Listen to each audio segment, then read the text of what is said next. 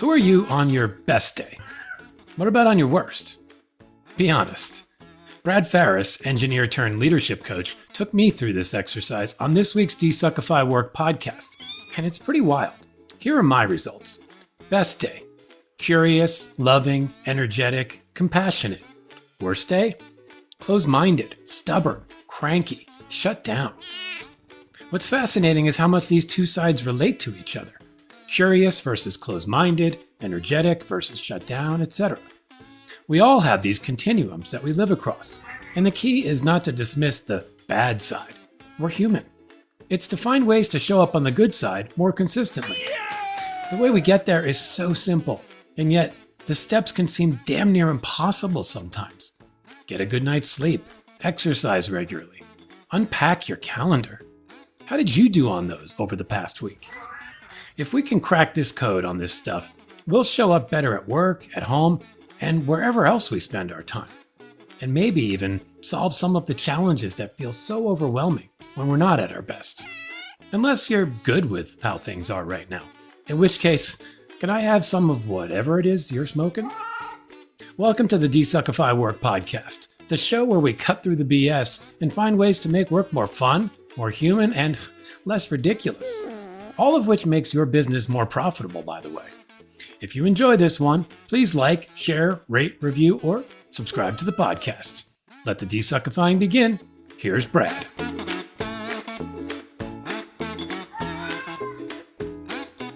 Okay, Brad Farris, welcome to the DesuckifyWork podcast. Thanks so much. I've been looking forward to this. Likewise, I'm excited to talk to you. You spend a lot of time in my former industry, the advertising industry, with a lot of the work you do. So I think we'll have some fun there. Before we go into it, I'll just give you a chance to introduce yourself, talk a little bit about what you do and how you came to be doing it. Sure. Well, I started life as an engineer, honestly, doing design, and learned eventually that I like solving people problems more than thing problems, and transitioned into consulting, and spent about 18 years doing management consulting, primarily in the creative services industry. And then about 6 years ago, transitioned to coaching.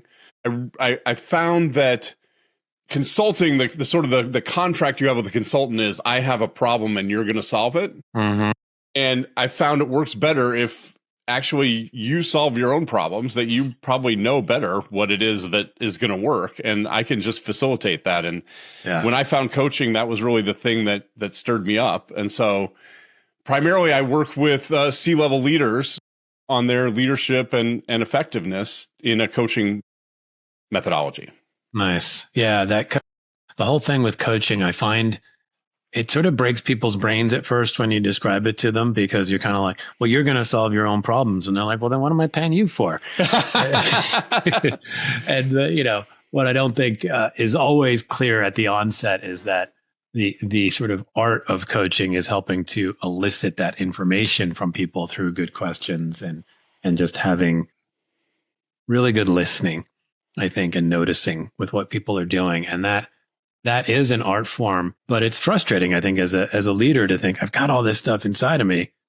I just can't quite pull it out, or I can't pull it out in the right sequence, or I can't apply the right thing to the right problem. So I'm curious for you, as you've gotten into coaching more, what has helped you help others actually find the wisdom within and apply it in ways that are useful? So this is going to seem like a weird answer, but the thing that really helps me to find that is to believe that they have it. In the consulting world, there was a certain arrogance that came from consulting that I have the answers and the clients are broken, right? And when I switched that methodology around, or that mindset around, and really believed that, no, actually, this person knows best and they have everything that they need. And I'm just here to help them unpack it and bring it out. Yeah. Like, that belief changed everything, because I just saw them differently. And you talk about listening. Instead of listening for how is this person broken and I can fix it, I'm listening for where are all the things that this person already knows and does and has at their disposal that is going to make them so much more fantastic. It's a really interesting perspective, because you mentioned how in consulting that mindset of disbelief existed. Yes. And I think, what I certainly experienced, I spent 25 years in the ad business before I started coaching. I think a lot of us had the same view about our own clients. Like, you don't know what you're doing. You need me to swoop in and save the day. Like, listen, I'm not going to dismiss the expertise that people in the ad business bring to the table, because we did and we do. But I think even shifting those conversations to more of a coaching framework could be really good. And it's just, okay, I maybe have a little bit more experience and expertise in some of these areas, but I can help people find theirs. And that's where like that juicy stuff is going to come out, because the folks who are working in the brand every day, they know their brand really well. Absolutely. And it's almost like if you can help them see it at a higher level, and then you can help them put the pieces together, it shows up really differently. But I think a lot of folks are still attached to the I am the superhero and I come in and save the day mindset. Are you seeing something similar in your end? And if so, are you helping folks consider a different perspective? Well, one way that shows up is when I hear people talk about bad clients. Oh, they're just a bad client, right? Yeah. I love to challenge that. I don't believe there are any bad clients. In fact, my most difficult clients taught me the most. I learned the most from them. Yeah. And so I'm super excited when I have a client that's challenging. But when I start thinking of them as they're a bad client, they're dumb, they don't know what they're doing, like it just closes down my creativity. I give up more quickly. I don't have the agency that I would have if I believe, in fact, that this client has everything that they need, and that in fact, they can see the problem better than I can. And so that switches me to, oh, well, what am I missing? Yeah. Where is there something that I need to learn here? And now I'm going to get a lot further with that client than I would from that arrogant kind of I know everything attitude. Yeah, I agree with that. I will admit at times I was guilty of that arrogant, We all are. I know everything attitude. Yes, we all are. And I think it can creep in even in coaching work. There are times where you're like, oh my God, the answer seems so obvious. And I think sometimes in that case, I think what you're talking about is really useful to just kind of go, what am I missing? Right? Instead of going, they're clearly missing something. What am I missing? What do I need? What can I ask here to uncover something that I'm not seeing that helps me see things through their lens and maybe allows me to see why they're feeling blocked? And then maybe I can kind of go, what if we looked over here? Yeah. The thing that's interesting to me in coaching is that I don't always have to understand the problem. Sometimes I just have to say, well, have you looked at it like this? Yeah. And what if we turned it upside down? And I mean, there are definitely times that clients have come up with a solution to a problem that I was like, I don't know if that's going to work. Like, right. Yeah. Yeah. But no that's doubt. super fun. Like, I love being in that place of not knowing. Like, that's a really fun place to be. Yeah. Which, it's funny because I agree with you. And yet I also know the terror of being in a place of not knowing. Right. Yes. And I think much of that is starting at like age 5, we're taught that not knowing equals you're a bad kid. And then ultimately not such a good adult or a good contributor in the workforce. Right. You screwed up. You made a mistake. You got this many answers wrong. Therefore you get a bad grade. And like, I get all the reasons behind it, but man, does that create a weird wall in our brain around being open to being the person who really doesn't know. Yeah. And actually then to your point, even potentially getting excited about it and seeing where that takes you. Right. For sure. Yeah. So we're talking a little bit about your experience here with work. I'm curious, this is the DesuckifyWork podcast. Yes. What role does work currently play in your life? And maybe what did it play previously if it's evolved? Ooh, that's a great question. So for a long time, let me back up. In corporate life, I was really good at playing the corporate game. Yeah. I could make a heck of a PowerPoint. I could, get a lot of stuff done. And I got incredible ego rewards from being in the system, in the corporate system, where I could play that game. I could ring the bell. I could get the prizes, and it was really satisfying to the point where I did it in ways that were damaging to me and the things that I cared about. That I definitely was addicted to that kind of endorphins that you get from being really successful at work. And so my solution to that was to leave the corporate workplace and go work for myself. Yeah. Guess how that worked? It's a piece of cake, right? It is not a piece of cake. And in fact, it concentrates that kind of endorphin thing because although I don't have the bosses who are giving me the accolades, the tie to my effort to getting reward is so clear. It just feels like playing a video game at some point. Now, at the same time, there's huge obstacles and frustrations and things you don't know, but that's part of the fun too, is I'm learning and I can overcome it. So I spent a lot of my life really identified with myself as a worker and the work that I was doing. Yeah. And it didn't work well for me. It did not serve me very well. Yeah. I would say that now service is what work is for me. It's a way that I can serve. And I love serving. Like that also gives me some endorphins. Yeah. But it doesn't have the same kind of, high score, ring the bell kind of. I have other areas of my life where I also feel like there's achievement and there's learning and there's growth. And so it doesn't have to all be at work, which has helped me to be a much better husband and father and friend and yeah. That stuff is tough. I mean, the reward systems are so powerful. They're so, if you're able to crack the code as you did, and I think I did in many cases, I'm sure lots of listeners here are nodding along. Man, you're right. It is like a video game, and it's just like, let me go do that thing, and I'm going to gobble that up and get another 500 points. And and it can so strongly not just layer onto our identity, but really become our identity. And I think what happens is for many folks, it pushes us the complete opposite direction. And it's like, well, work is just work and whatever, who cares? It's just a paycheck. And I think if that is honestly how you feel, then great. But I think for many folks, that's a little bit of an overcorrection.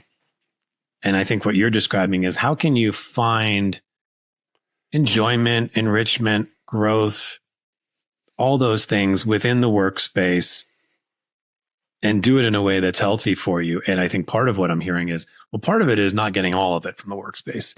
Not thinking like every time you need to tick that box, you need to do it at work, because then you're ignoring your family, ignoring your community, you're ignoring your friends because they're not giving you that. So how do you get some of that in that space? But it is a hard dial to bring down and find the sweet spot. So I think for some folks, maybe that overcorrection is needed for a little bit as like a cleanse.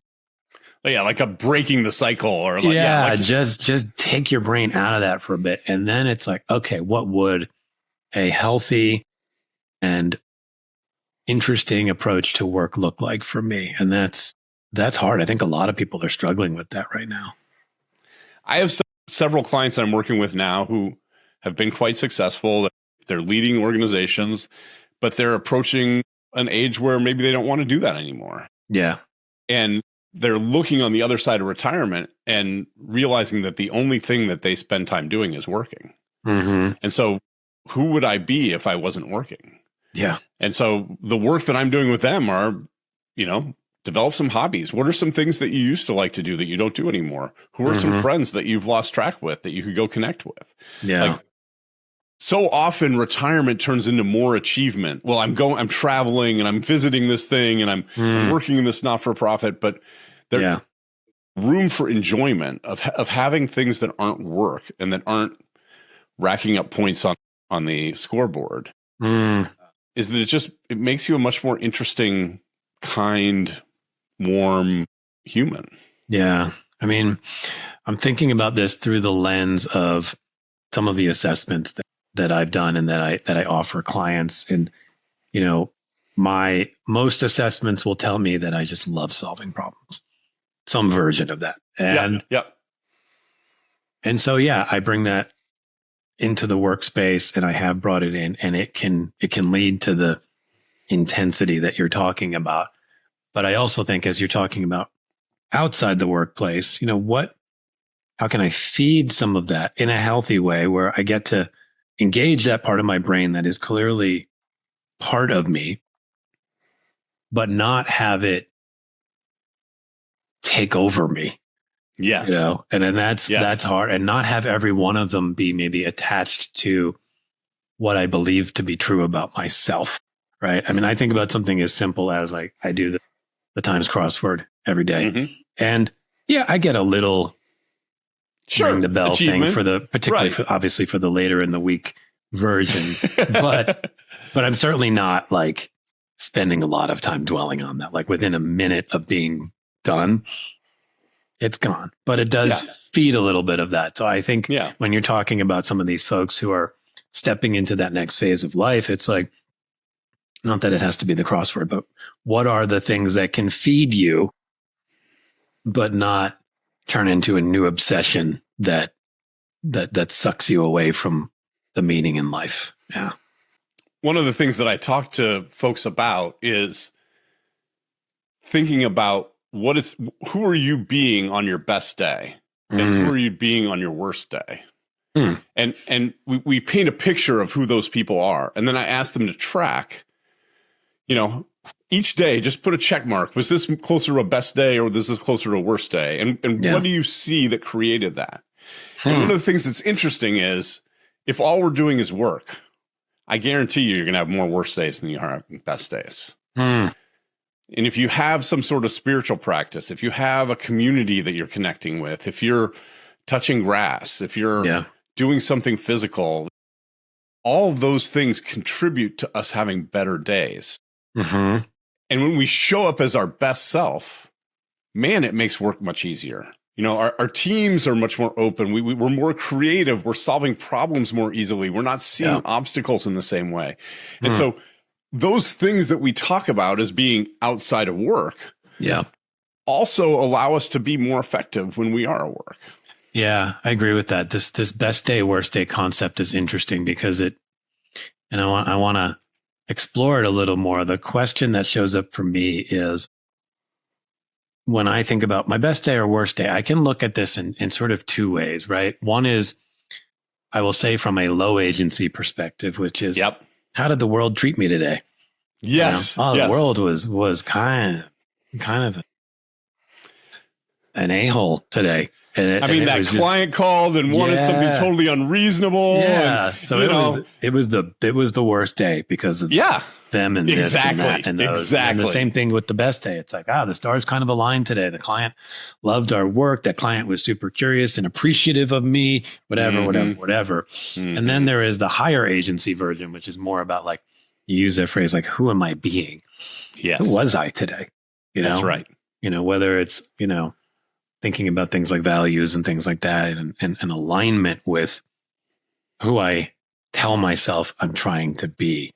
And I imagine that's closer to what you're trying to get at with people, but I'm a little curious about how you kind of unravel that or open that up for people. Well, I have a 5-minute exercise. Do you want to go through it and work through who you are on your best day and your worst day? Yeah, let's do it. I think that sounds fun. Yeah. Do you have a piece of paper handy? I can use, I've got a little notes thing open here. I'll use that. Okay. Yeah. All right. So if you were doing this on a piece of paper, we hold it portrait and we fold it in half. Okay. And on the left side with the fold on your right, we write best day on the top of that. Okay, let me do it that way then. If there's that's fine physical component to it, let me do it. All right. Okay. And fold it in half. Fold it portrait. Fold it portrait. A long way. So it's a. There you go. Okay. And on the top of the left-hand side, write best day. Okay. And just brainstorm. What are 5 or 10 words that you would use to describe yourself on your best day? Okay.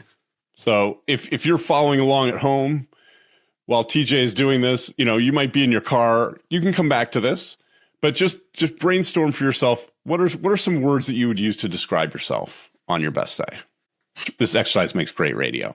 It really does. It's interesting. I mean, I am having some fun with it, though. I will say it's interesting. Yeah. Just like seeing what words are popping into my head. Yeah.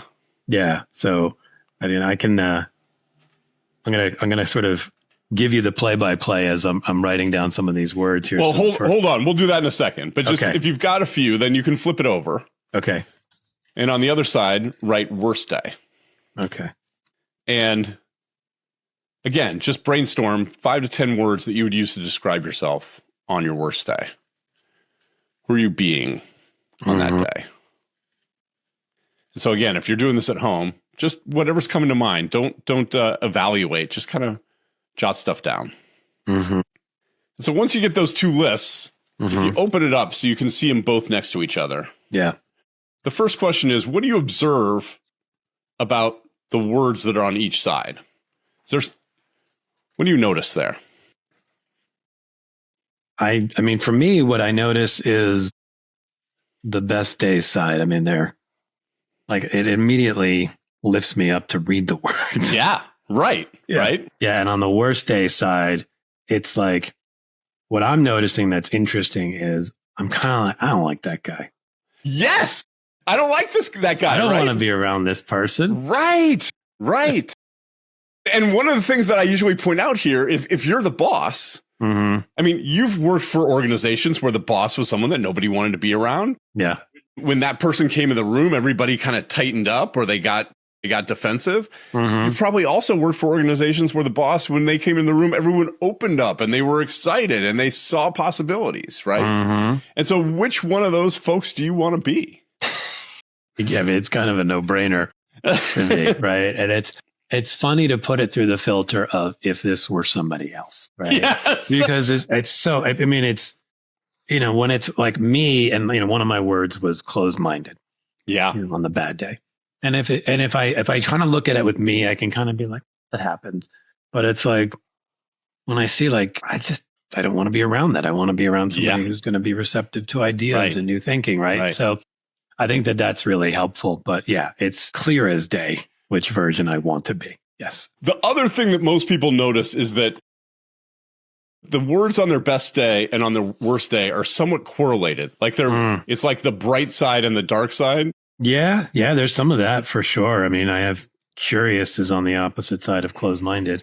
Yeah, exactly. And so the thing to notice is that it's like two sides of the same coin. It's not like I can just rip this list in half and get rid of my worst day self. Yeah. We're connected. We're all one person. And so it's not about banishing. It's just about leaning a little bit further to the left. Does that make sense? No, it does make sense. Yeah, I had another one, energy on the left side and shut down on the right side. Yeah, right. Exactly. Yeah. And I think what I'm curious from your perspective is like when we are spending a little more time in that worst day version of ourselves, what is the conversation we need to have with ourselves or we can have with ourselves that pulls us along that? I'm imagining a slider. Yes. Right? Yes. From energy to shut down or from curious to closed-minded. Like, yes. How do I slide it back in a way that doesn't have me calling myself names and judging myself? So the first thing, going back to where we started this conversation, is that you have what you need in order to make this change. It's not like you said, that it's bad or not bad. And so the first thing I ask people to do is just to notice.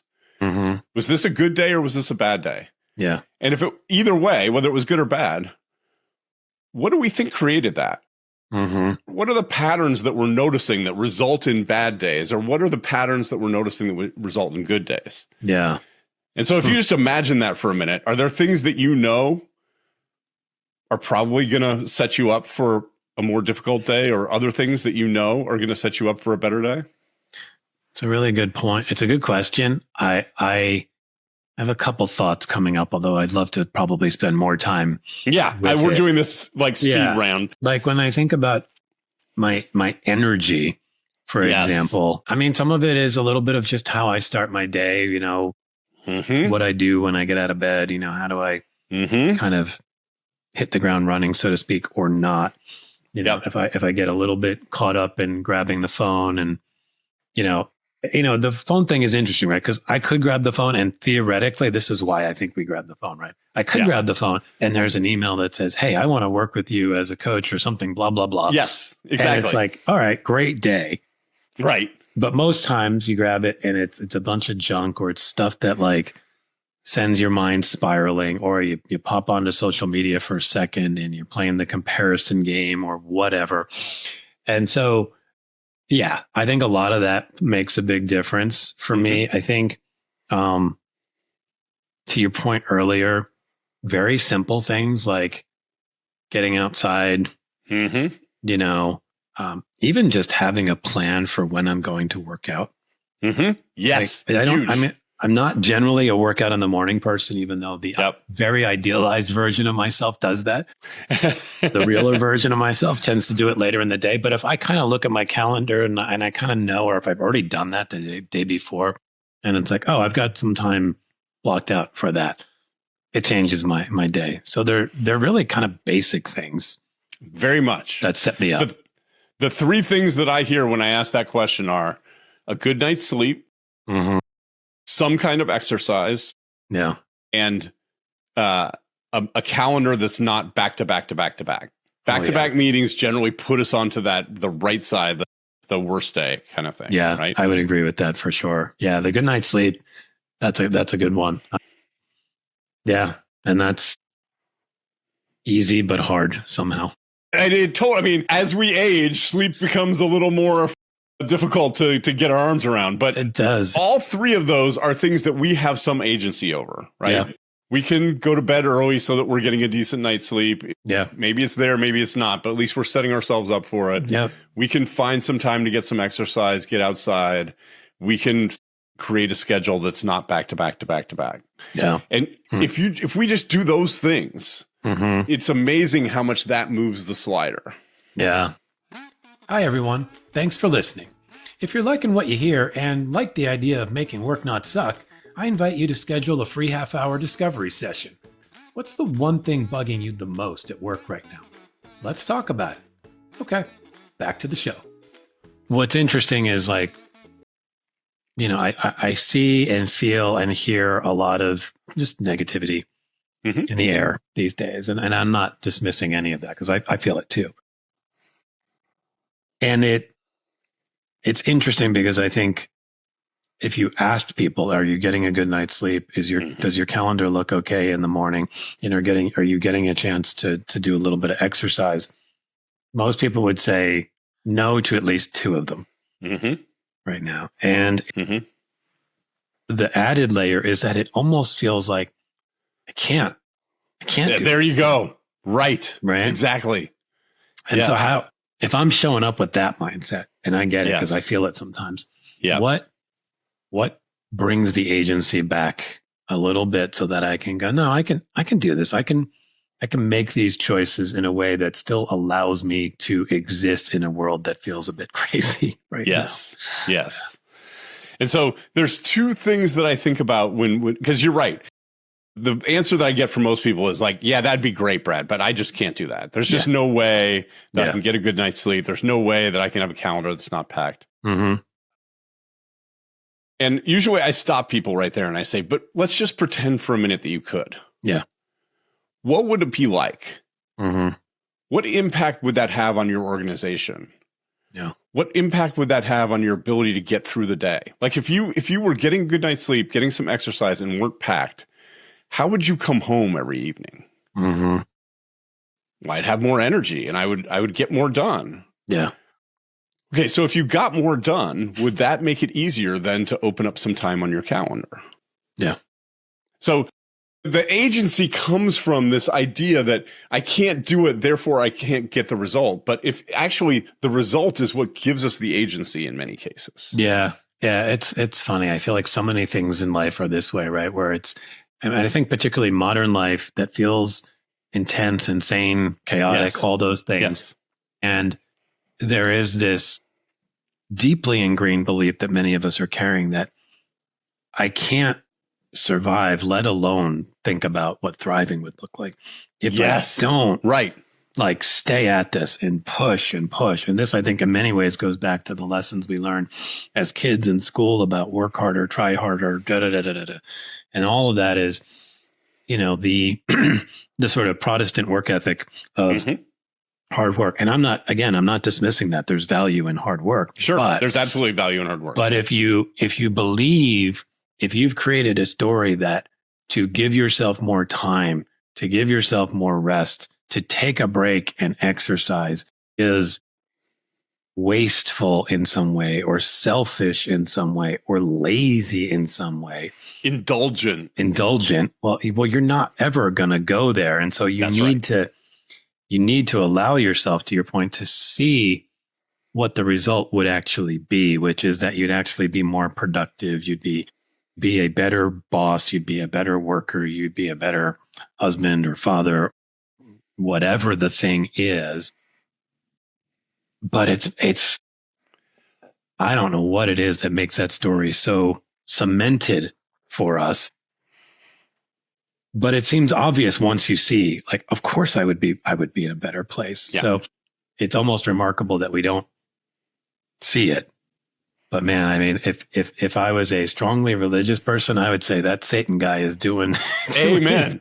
Doing that job. That is the devil's work right there. To make us believe that we need to just like keep cranking away on the hamster wheel to just survive. And I think that's a feeling I'm noticing so much right now, which is people are fighting just to feel like they're surviving.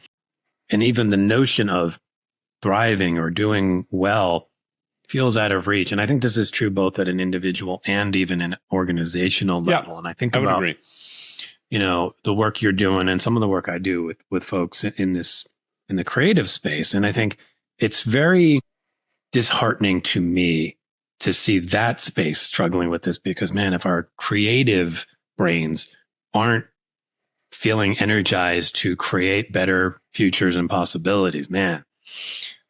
So what are you finding in addition to whatever we've talked about so far? What else can help? You're talking to a CEO and they're kind of stuck, and therefore their teams are feeling stuck. Mm-hmm. What helps that organization start to unlock and even entertain the idea that not only can they scratch and claw their way to a okay surviving year, but do something bigger and better? Yeah. I love what you just said there, that Protestant work ethic and that idea that the harder we work, the more likely our success is. Mm-hmm. Especially if you put that in a creative context. Mm-hmm. Think about a time when you were trying to solve a creative problem. Was thinking about it harder something that made it more likely? Was spending more time on it something that was going to make it more likely? Right? No. And so if we're in this survival kind of feeling, what we need is a creative solution to break that cycle. Mm-hmm. But creativity doesn't come from pushing harder. Mm-hmm. Right? Yeah. And so even that thought process is part of what's keeping us stuck in that place of, yeah, but I just got to do it, Brad, because if I don't do it, then everything's going to fall apart. Yeah. Actually, if you keep doing it, I guarantee it will fall apart because you will not be able to keep doing it at some point. Yeah. Yeah. It's not sustainable.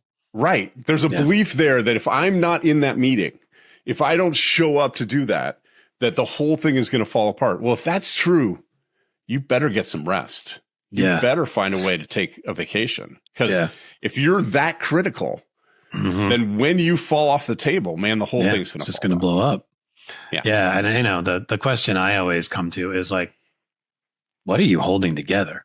Like, if you're like, I mean, what is it? I mean, like, so you're fighting to your last breath on you're scratching, you're clawing to hold on to something that is literally making you miserable and probably making you sick and keeping you from being your best self. Yeah. Like, so again, there is that Satan character again, like finding a way. I mean, it really is that version of like, we are creating our own hell, right? Yes. By believing stories that are not serving us. And I think in many ways, coaching at its best is helping people to create new stories, and see the myth in the stories that we're currently believing, right? One of the things that I see a lot in the ad business that is this small thinking about, like, again, just sort of trying to stay afloat, trying to do what it takes to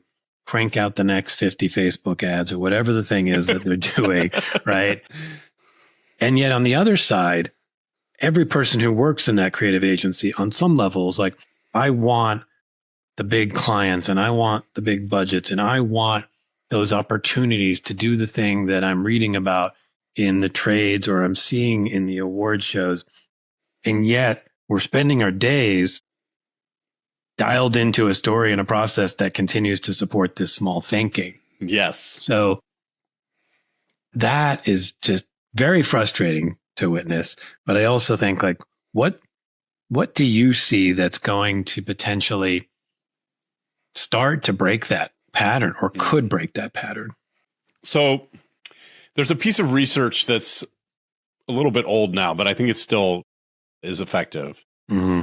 This guy, Elliot Jacques, did a study, and I think he used General Electric as his model, but he interviewed people at every level of the organization, and he asked them, what is the fair pay for people who are on the front line, people who are managers, people who are directors, people who are vice presidents, people who are the CEO?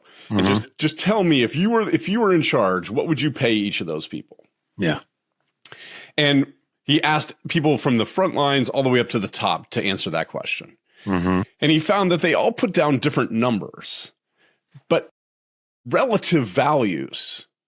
They all had the same idea that people who worked over short time spans should earn less money than people whose decisions affected long time spans. Okay.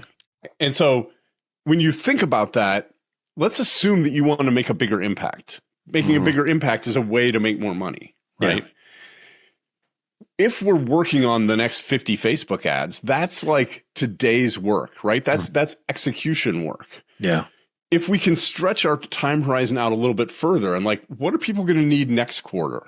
What are people going to need next year? And so the more that we can look out into the future and the less that we're tied up in delivering the work today, the more high value the work of our organization is going to be. Yeah. And so when I see CEOs who are in every client meeting, you're working down in the organization where you need to be up at the top, and no one else is going to do that work. No one else is going to do that visionary work. And so if you're not doing it, no one else is doing it. Yeah. So taking ourselves out of that every day, which is that thing that fills up our calendar and makes us feel like we're in a squirrel cage, but also feeds us that little bite of endorphin every couple hours, right? Yeah. If we can pull ourselves out of that, then we can lead the organization to do that groundbreaking work that is finding the answer that people haven't found before. Yeah. And so it really is, all comes back to this agency of being willing to pull myself out of that day-to-day kind of stuff. And what's interesting, I think, is when the executives, and particularly maybe the CEO, are not doing that. Yeah. Everyone else is keenly aware that they're not doing it. Correct. And it can be very deflating, right? Yes. Because just because somebody is not the CEO doesn't mean they're not thinking in that visionary way. They just know that's not their job, or they're not in a position, or they don't have the influence to enact it. But they're thinking it. They're thinking, absolutely, we could do better. We could do more. We should do better. We should do more. Look at this team. We're talented, et cetera. And so when they see the CEO popping into every meeting and ignoring the vision piece, it's like, well, then what am I even doing? It's like, okay, exactly. Yes. What am I a part of at this point, if not that? And I think, I think we touched on this a little bit when we first met. Like, there is a selling tactic that incentivizes that, which is, I'm the CEO of this business and I'm going to be in the work. Yes, right? exactly. And you get me and get me, right. And my partners on the leadership team in everything. And again, I think if you want to be a 10-person team and operate that way, Fine. That's fine. I think that will work, and that will be what it is. But if you want to be of any bigger significance or size, and you want to have a growth path, it is completely unsustainable, right? Yep. And so you have to resist that urge to be like, we are the small and scrappy team that has all the leadership in the business. And so I'm curious from your perspective, how do you compete if you're a small growing agency and you're not that, right? Because there's Ogilvy and there's whoever the big players are, and they're changing day by day because of mergers and acquisitions. Because they're not making any money. So I don't want to be that. Yeah, exactly. But from a competitive perspective, it's hard to figure out, how do I stand out? I've got 15 people. I'd like to maybe get up to 50, something like that. Make a 10 million, 15 million a year. But how do I do it? What's my path if it's not, we're sort of this small but mighty group of executives? So in every category, there is a firm who is known for being the best in that category. Yeah. Right. And so when you're small, you pick a small category. You pick a category where you can really, and there's a lot of benefits to this, but you can really know a lot about the category. You can know all the people and the players because it's a small category where there aren't very many people in it. And the more experience you get, the more expertise you build. And so you become over time the person that is known in that category. Once you want to grow from there, there are often adjacent categories where you can just start to get a little bit wider. You start out, and this is a lousy example, but it's easy to understand. You start out serving doctors, or probably not even doctors, like podiatrists, like one specialty, right? And then there are some aligned specialties, and then maybe it's dentists, and then maybe it's physical therapists, right? And so by starting with a beachhead where you can make a big impact even at your small size, that gives you that platform that then you can build to a larger enterprise. Yeah, that makes sense. I think a lot of folks certainly folks from the creative side are probably getting frustrated because it's like, I can write a podiatrist ad and I can write an ad for Coca-Cola. Like, don't tell me I can't. But I think the point is, like, it's not about what you can do. It's about what the market perceives and what the market ultimately believes. So if the market says, I'm a podiatrist and I want somebody who understands my world working on my business, I don't care that you've written an award-winning campaign for Coca-Cola. Right. And I might even on some level believe that you could develop something, but why would I not choose the team that's been doing it already? If anything, I'd be like, hire that guy as a freelancer, the Coca-Cola guy, give him all of your background information. And if I want some fresh outside thinking, do that, but don't have that person be the one running my business. That's right. Yeah. That's really interesting. The example that I use when I'm talking to agency owners is, if you were choosing someone to do your taxes, and there was someone who does taxes for all kinds of people, and then another person that just does taxes for agency owners, who would you pick? It's just about credibility, right? Yeah. You're doing exactly what your clients are doing. You're picking the most credible source for the delivering the service. Yeah, and that's totally true. I definitely would pick the person who knows my business, even though, again, I might believe like you could understand my business. You could learn. Taxes are taxes, right? I mean, but it just makes it easier. And I'm going to sit there and go, you're going to know a few things that the other folks aren't going to know, and you're going to know it now. That's right. And I'm not here to pay you to learn educate in you 2 years. Right. That's 2 years of taxes that I'm probably overpaying. Yeah. I want to come back to this idea of agencies, kind of stuck in the small, and I feel like we're so underutilizing the creative capacity, not just in the work for clients. Because I think there's actually some really good work going on from a lot of agencies. Absolutely. Right now. But more in just dreaming past what the current agency model looks like and really thinking like, what else could we be doing? What other problems could we be solving with creativity? I think we're limited in that. And then, since I've become more involved in the coaching work and thinking about workplaces and how they could be better, it's like, why aren't we getting creative about that? Why aren't we looking at the challenges we're having with our work culture, with how people work together, with the way we design our processes, all that stuff, and thinking of it through the creative lens? Instead, we default into this just like either it is what it is and we just let happen what happened, or it's got to be this kind of mechanistic, like buy the project management software, let it just take over. And there's zero creative thinking. I'm curious if you see that at all. And if you do, what are any of the folks you're working with open to the idea of using their creativity beyond the 50 Facebook ads that they're dealing with today? Yeah. So there's two thoughts that I have there. One is when you have a team full of creative people, they do tend to get creative about everything, right? Yeah. And I always say to them, you don't want to have creative accounting. Right? There's things that we don't need to use our creativity on. Let's save it for the things where our creativity has a benefit. Yeah. So that there are certain things that where having a process and following the process actually creates efficiency.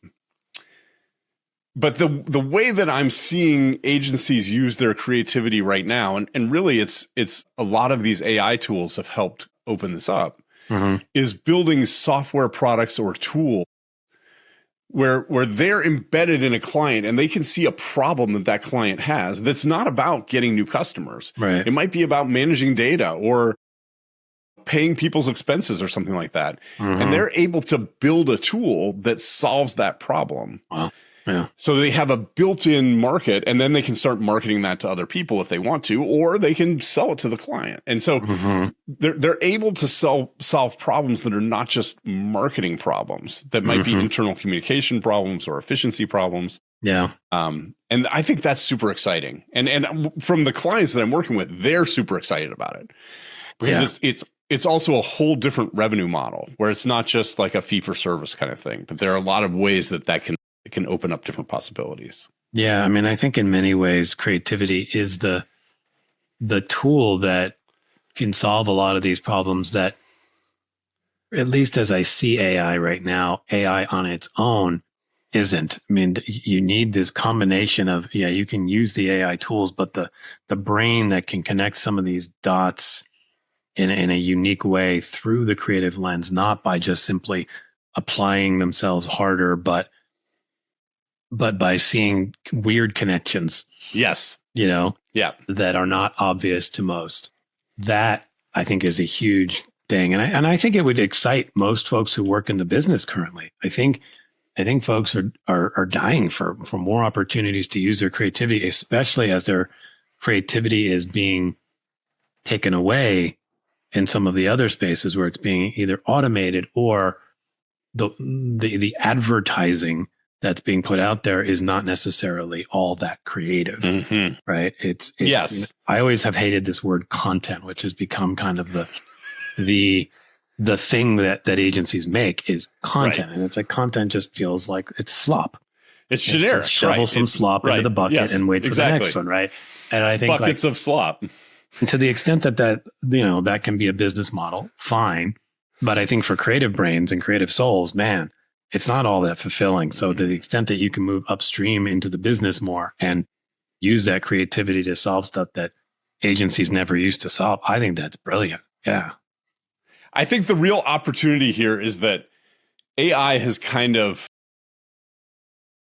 it's made digital marketing not as viable, right?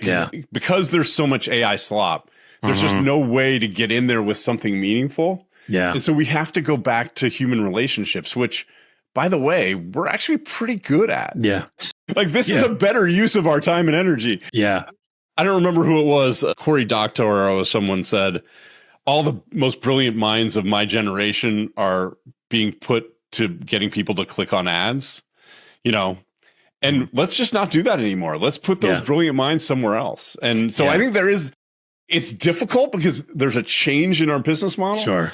But the things that it opens up or that it creates, I think are super exciting. Yeah, I agree. And I get it. It is disruptive. I think that's, some of the work that you do and that I do working with leaders, it's helping them deal with that disruption, helping them find their way through, right? Helping them uncover what's inside of them as a human that can help them, first of all, get themselves okay and Yes. then beyond okay, and then lead in the way that they need to lead their teams through this. Because, right now it does feel like everybody's just sitting around with buzzing nervous systems, and like all of us are at that frayed breaking point, and it's leading to, nothing good.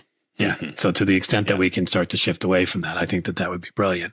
I'm curious for you, as we're talking about all this stuff with the world of creative agencies, but maybe even more broadly, just business in general, work in general. What is a conversation that we're not having that you think we need to be having? So because we're not having it, I don't have a lot of articulate things to say about this, but I have a sense that the way that we've been training young people is not really working right now.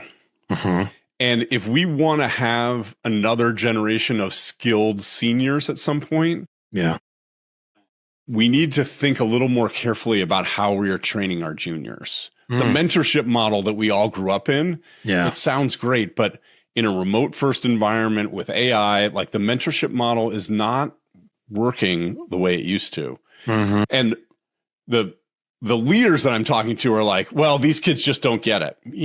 That's not it. So we have to, there has to be a way that they get it if we want to have future successful people. Even if they don't get it, well, okay. Now what do you do about it? Exactly. Right? And I think if you're an executive and you have that frayed nervous system and you see that they don't seem to get it, well, I have no energy. So solving some of these core problems that we've talked about, and then getting the good night's sleep and doing all those fundamental things so that you can be in a position to see like this group of young folks hasn't been supported around some of these things. Like people talk about some of the soft skills at work, and it's like, well, yeah, I mean, they were in high school or college during a pandemic, and like some of that stuff probably got thrown by the wayside. And to some degree, honestly, who cares what the reason is? Right. If people are showing up needing, well, guess who can help them? It's you. And I agree. I think we can't just simply dismiss it like it's somebody else's problem. The schools need to do a better job. Well, maybe. Yeah. But right now, this 23-year-old sitting in your office, and they've got a boatload of talent in a lot of areas. They know more than you do probably about AI. They know more than you do about all kinds of technological stuff. They've probably got wisdom buried underneath some of the fears they're feeling that would be really helpful to bring into the organization. So how are you going to do it? And to your point, I don't really know the answer either. I would agree with you. I think there's something breaking in that system. And some folks are kind of like, I don't even want to hire juniors anymore. I'm like, yes, that's not the answer. Sorry, it's not the answer. So yeah, I think if we can crack that one, and I think to your point, like, let's just start having the conversation. Let's just start talking about it, and the answers will come, and the experiments we can try will come, and then let's see where it takes us. Yeah. I bet there's someone out there that's doing it really well, and I just haven't found that person yet. And so if we had that conversation, maybe we would hear from those people. Yeah. What do you think is like one change that somebody can make right now to make their personal experience with work a little bit better? So you started with this, and it's really about that locus of control. Like if I'm going through my day, like, this is what happened and this thing happened, right? Where we're always feeling like other people are making our day one way or another. When I show up to work with agency, believing that life is happening for me, not to me, I have better days. I mean, I don't know that anything changes, but my experience of it changes. And when my experience of it changes, my ability to solve those problems and be creative and open people's minds and communicate is massively different. And so that feeling that, you know, they ruined my day, or the traffic that threw me off, like all of those things, I think that is the thing that I attack first with people. Yeah. One of my previous guests used the phrase like, life can happen through me or to me. Yeah. And when it happens through me, suddenly I stand up a little taller and I think, what do I do with this? What do I do with the bad traffic? Yes. Yeah. You know, what do I do with the cranky client? Like, yeah, I get it. It can suck sometimes, but now what? You know, I mean, to me, that's like one of my probably most annoying and favorite phrases is now what? Like, da da da da da da da da happened. Okay, great. Right. Now what? Right. Because I acknowledge the situation, and then what do you want to create out of that? Yeah, exactly. So I've asked you a bunch of questions. I'd love to give you a chance to put a question out to our audience. Do you have something you'd like to share for them? So the question that I want to ask the audience is, how are you creating your best day or allowing your worst day? I love that question. And I love that it's like a little bit triggering. It is a hallmark of my worst practice. Day. How dare you, Brad? But I love it. I think it makes it more provocative as a result. If you could wave a magic wand and just fully desuckify the world of work, what does that world look like? So my mission in my business is twofold. It's to create agency and efficacy in the people that we work with. Yeah. And so we just talked about agency, about why agency is important, that we believe that regardless of what's happening, that we can create something out of that. And then efficacy is when we feel that effort that we're putting or those actions that we're taking have good results. And so if you think about who you are when you come home after a day where you got a whole bunch of stuff done, and it wasn't just got it done, people loved it and it made an impact. Yeah. When you come home with that, the father that I am and the person that I am in my community and the excess that I can then give out to other people, I feel like that creates a workplace that is generative, not just to the work, but to the whole community. And so that's, to me, the highest level of desuckifying is when we have agency and effectiveness. Yeah, I really like that. I like that word, the excess, that I've generated so much through my day and so much energy, and that I've got more, you know, and I think that feels like a pretty wonderful place, because I think a lot of folks are coming home with the opposite of that, right? Which is I'm a depletion. Right? Yes. I've got nothing left, or whatever I've got is going to be this cranky, closed-minded. I got 100 emails, and I'm never going to catch up. And my boss didn't like that report that I created, and I go kick the dog. That's the opposite of that. Yeah. So I think if we can move towards your vision, I like the sound of it. So I want to have a little fun now. If you've listened to my show at all, I put a bunch of sound effects in the intro and outro. Most of them from me are cat sounds and goofy stuff like that, because I am a huge cat person. But I always invite the guests to share a sound effect that will also show up in the intro to your episode. And it does not have to be a cat sound. It can be whatever you want. So what do you want to add to the mix, Brad? So I need some context for this.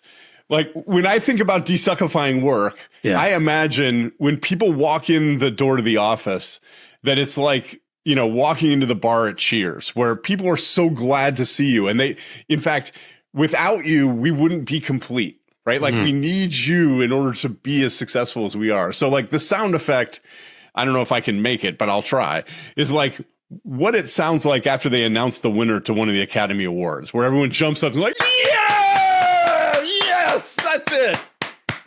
I love it. I think that's awesome. I mean, I think the picture you painted is wonderful. I think both just in terms of the energy of it, but this, it speaks to this word that gets thrown around a lot, inclusion, or even belonging, in the sense that, like, we need you. Yes. We don't just need a body. That's right. We need you, the human that you are, because you're bringing something particular and unique into this team. And we're excited about that. So I love that.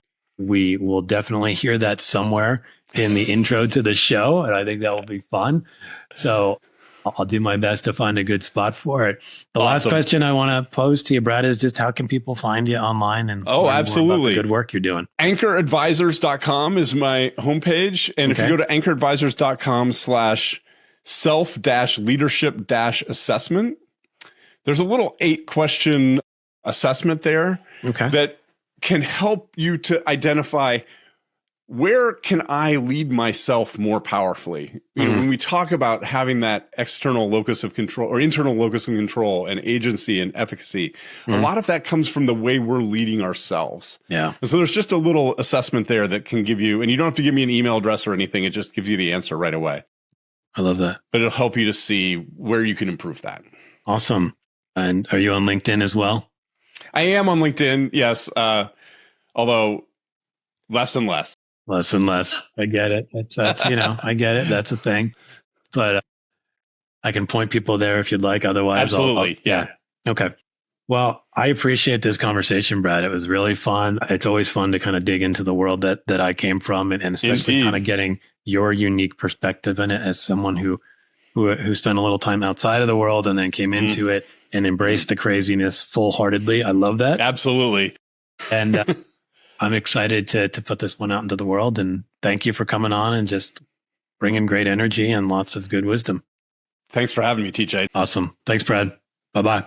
Thanks, everyone, for tuning in to the DesuckifyWork podcast. And a huge thanks to Brad for bringing a fresh perspective on leadership to the show.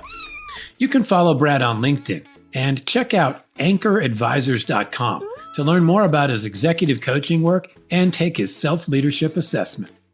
If you enjoyed the conversation and would like to find some calm in the chaos of work, I invite you to schedule a free half-hour discovery session.